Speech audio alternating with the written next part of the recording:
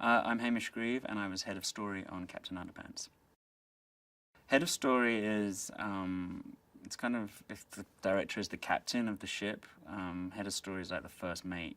I kind of get to beat up on the story crew, but also hopefully encourage them. And then I'm also there for the director to kind of bounce ideas off and kind of help him get to grips with what he wants to do in the story and get it into the storyboards and help the story crew achieve that. It's kind of an in-between job. I think the main thing we really wanted to stay true to was George and Harold and their relationship. I mean, that is really the center of the books. That's what people love, I think, about the books, is that core relationship, and we wanted to make sure that that translated to the screen. And then the whole world that Dave Pilkey has created, this kind of crazy, no rules, no holds barred version of an elementary school, we wanted to make sure that we could bring that to the screen and in all its kind of crazy glory.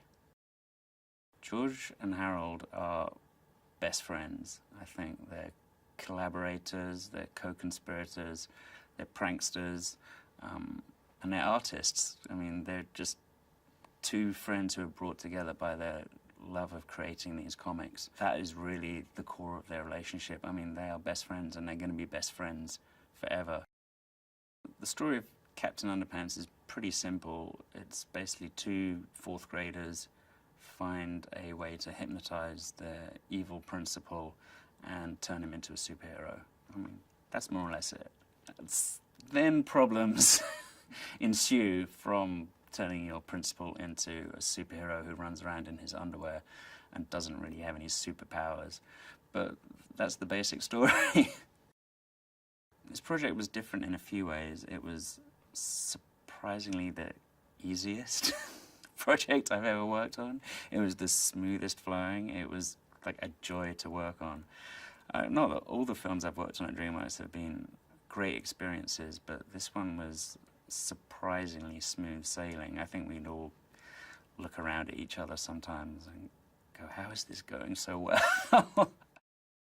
George and Harold are artists. They're rule breakers, which you kind of have to be as an artist. And the movie really celebrates how their creativity allows them to escape from the kind of prison state that Principal Krupp has instituted in Jerome Horowitz Elementary.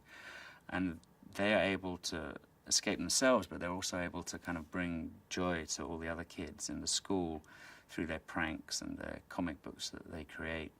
And the whole movie is actually a celebration of kind of creativity and how that allows you to kind of live a life even when you're stuck in a pretty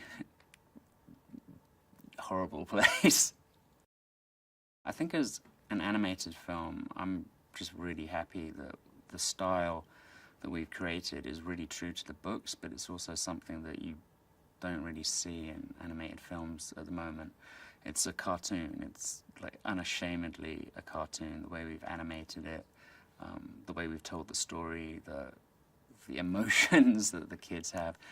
It's cartoon language, and I think people are going to really dig it when they see an animated film that doesn't look like anything out there right now. Well, working with David Sorin, other than the temper tantrums and the desk flipping, it was probably the best experience I've had in my working life. He's a really good director in the sense that he does two things that are really hard to do but really important. He invites collaboration from everyone and is a really collaborative filmmaker. But on the other side, he really knows what he wants, which is important in a director. So the fact that he's able to get ideas and the best from everyone, and at the same time take that and get what he wants, was a really great working experience. And he's just a really nice guy. I hope that kids watch it and see a movie that was made for them and almost feels like it was made by them. I hope 20-year-olds remember reading the books and go and see the movie and flip out at the nostalgia explosion in their head. And I hope grown-ups don't get too offended. No, I think parents will see it and recognize that it's actually a celebration of creativity and friendship, the kind of strong friendships that you have when you're a young kid.